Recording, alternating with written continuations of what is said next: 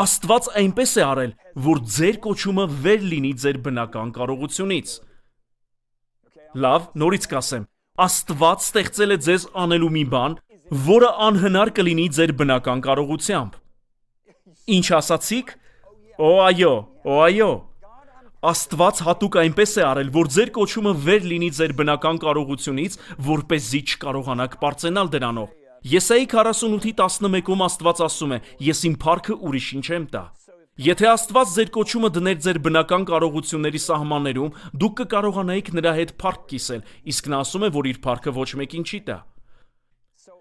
Ահա թե ինչու է կարևոր հասկանալ, թե որն է ձեր պարգևը։